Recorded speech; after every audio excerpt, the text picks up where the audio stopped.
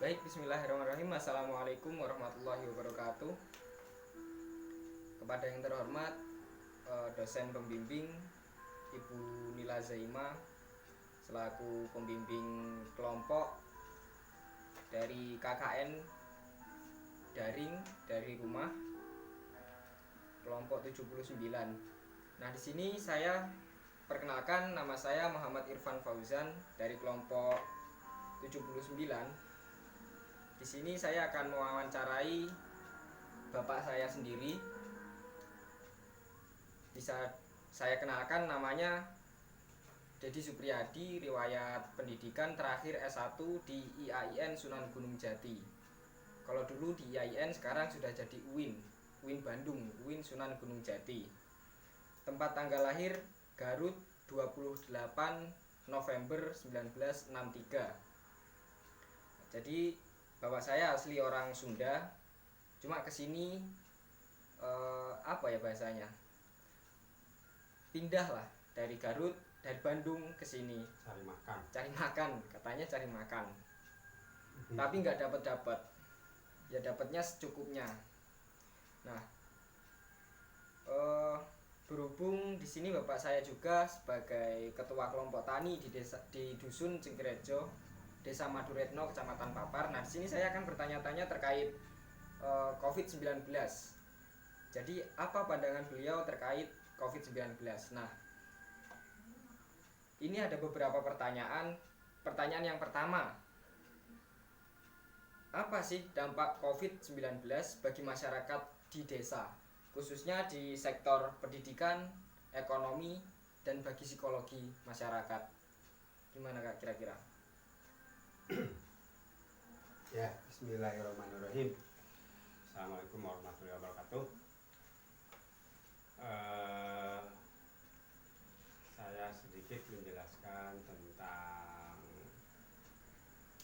penyakit yang berkembang pada saat ini, yaitu Corona atau COVID-19. Kalau kita lihat di TV, itu penyakit ini sangat menakutkan. Penyebarannya, kemudian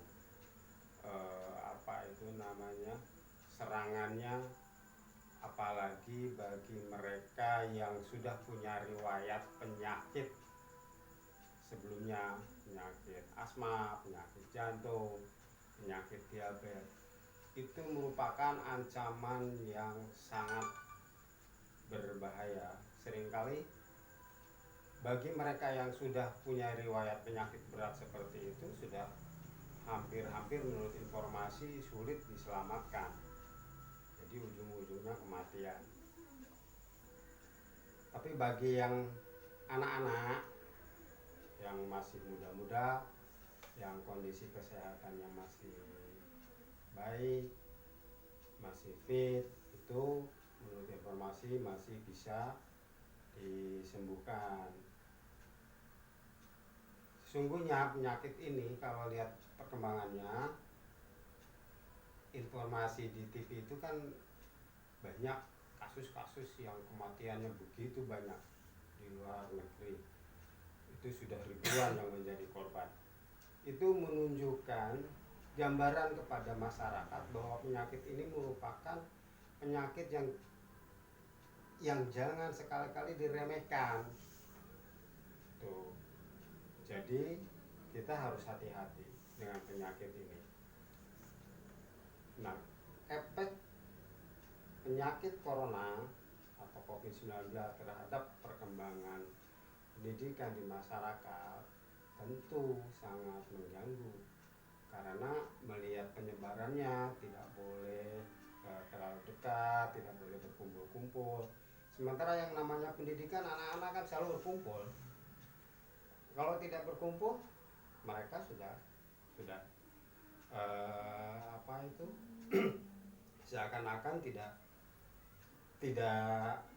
ramai, tidak semangat itu. Jadi pendidikan lewat online ya oke, salah satu solusi. Tapi tentunya tidak seperti belajar bersama di kelas. Nah, dengan tidak boleh berkumpul, tidak boleh berkomunikasi jarak dekat, ini merupakan satu hal yang mengganggu terhadap perjalanan pendidikan. Menurut saya seperti itu. Nah, sekarang sekolah-sekolah kenyataannya kan sudah banyak yang libur. Tentu ini penyakit ini merupakan salah satu penyakit yang bisa menimbulkan kebodohan bagi umat manusia. Jadi bisa kebodohan kalau tidak dicarikan solusi yang terbaik. Sementara solusi yang sudah ada ini harus dikaji ulang apakah sudah efektif apa belum. Kalau yang seperti biasa yang sudah berjalan, tentu dengan aturan-aturan penanggulangan COVID jelas tidak bisa dilaksanakan, sehingga banyak sekolah-sekolah yang libur.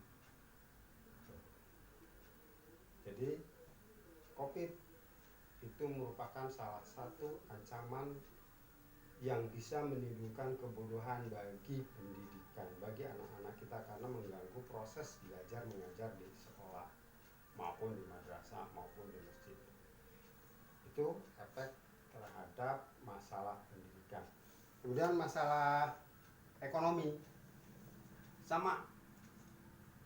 COVID juga bisa menimbulkan kemiskinan, karena dengan adanya COVID, pedagang itu sudah tidak boleh berjualan seperti biasanya.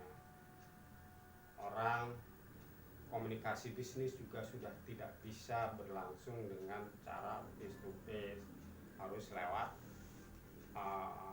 HP, lewat online dan lain-lain. Sementara kan tidak semua orang bisa melakukan seperti itu, apalagi masyarakat yang tingkat bawah, masyarakat desa, itu belum tentu bisa melakukan hal-hal yang bisnis menggunakan HP. Jadi dengan kejadian seperti itu, banyak mereka yang kesulitan untuk mencari uang. Jualan di pasar tidak boleh, karena pembeli dan pedagang itu harus ada jarak yang jauh, tidak boleh kumpul-kumpul, sehingga banyak kasus kios-kios disegel, pasar ditutup. Dengan kejadian seperti itu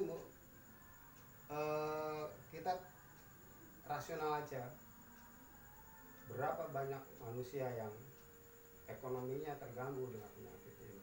Jadi penyakit ini juga merupakan ancaman bagi manusia. Kalau tidak dipikirkan solusi yang terbaik, ini bisa menimbulkan ribuan masyarakat yang miskin akibat penyakit ini, pendapatannya berkurang. Kalau untuk masyarakat petani, sesungguhnya ya tidak terlalu berpengaruh, karena petani ada COVID atau tidak COVID tetap macul, tetap di sawah. Apalagi lingkungan petani sudah dianggap masih segar, masih bisa dipertahankan kesehatannya, karena gerak tiap hari, kepanasan tiap hari, keanginan tiap hari. Jadi tingkat kesehatannya masih cukup baik untuk lingkungan petani. COVID tidak begitu mengancam bagi masyarakat petani, terutama petani pedesaan. Tapi ya tidak menutup kemungkinan kalau petani-petani di daerah sana yang lingkungannya sudah terancam berat, seperti zona merah tenan, zona hitam Surabaya, zona hitam. Terus pengaruh COVID terhadap beban psikologis, beban mental orang-orang, ya jelas ini merupakan satu beban. Bagaimana kalau ekonomi terpengaruh, pendidikan terpengaruh, sementara informasi yang sangat banyak di TV tentang korban-korban, jelas beban mental atau batin manusia-manusia yang ada yang mendengar informasi seperti itu, ya tentunya tertekan sekali dengan penyakit-penyakit seperti itu. Jadi kalau beban psikologis ya itu sangat menekan dan menakutkan COVID itu. Terus apalagi? Sementara ya itu pendapat saya seorang petani, karena kehidupan saya sehari-hari kan bertani, tiap hari ke sawah itu. Ya, mungkin itu dulu. Baik, itu pendapatnya. Nah, dampak dari COVID itu, jadi kesimpulannya untuk pendidikan sendiri, pendidikan, ekonomi dan psikologi itu saling bersangkutan.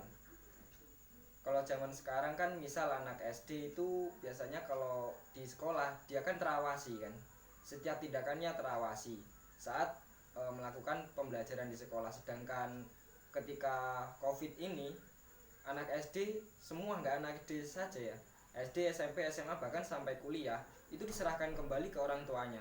Jadi di sini seakan-akan terjadi degradasi pendidikan karakter. Jadi tidak mungkin orang tua itu bisa standby untuk mengurus anaknya ketika di rumah, sedangkan orang tua juga butuh bekerja dan ada urusan yang lain-lain juga, yang mana urusan-urusan itu juga penting dan harus diselesaikan. Nah, degradasi karakter atau moral dan lain sebagainya ini jika misalkan terus berkelanjutan, lama-kelamaan pasti akan menghancurkan pemuda-pemuda atau generasi-generasi penerus bangsa itu sendiri, yang dulunya lingkungannya di pendidikan itu lingkungan berpendidikan, berkode etik, sedangkan di lingkungan rumah tidak semuanya seperti itu. Dan jika misal orang tua lepas kontrol, otomatis ini anak-anak pasti bisa jadi salah pergaulan, bisa jadi kurang perhatian, bisa jadi pembelajarannya pun tidak terkontrol dan lain sebagainya. Nah, untuk ekonomi sendiri pasti semua orang butuh yang namanya makan, minum dan lain sebagainya, sandang, pangan, papan. Jika ekonomi ini terganggu, otomatis semua rantai kehidupan manusia pun akan terganggu, karena pendidikan, ekonomi, politik, psikologi semuanya saling bersangkutan. Kalau psikologis ini ada yang mengatakan seperti ini, bukan corona yang membunuh manusia, tapi kekhawatiran yang terlalu tinggi, terlalu mendalam itulah yang nantinya akan membunuh manusia, seperti itu. Jika corona masih bisa diatasi secara ilmu medis, tapi psikologi ini sulit untuk diatasi, seperti itu. Baik, ke pertanyaan yang selanjutnya. Kira-kira peran pemuda dan tokoh agama dalam menanggulangi dampak COVID ini apa? Ya, kalau peran pemuda tentunya itu harus lebih kreatif dalam menyelesaikan masalah. Corona tentunya merupakan masalah yang cukup besar. Nah, pemuda itu harapan bangsa. Situasi dan kondisi kesehatannya bisa diandalkan. Mumpung masih muda, masih kuat, tentunya harus lebih semangat lagi menghadapi masalah-masalah yang berkaitan dengan masalah corona.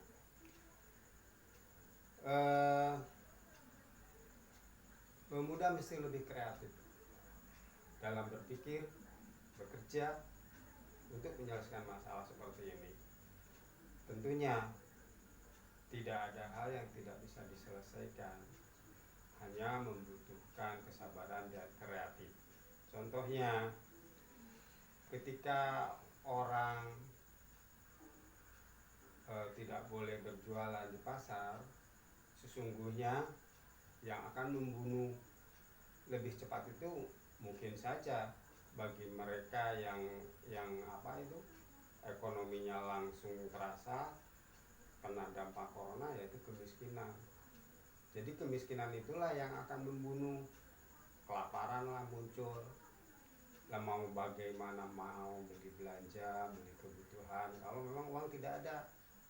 Jadi pemuda harus berpikir, kreativitas, berpikir bagaimana caranya supaya seperti mancing itu, ikannya dapat, airnya tetap tenang. corona itu juga sama seperti mancing kalau dianalogikan. Coronanya hilang tanpa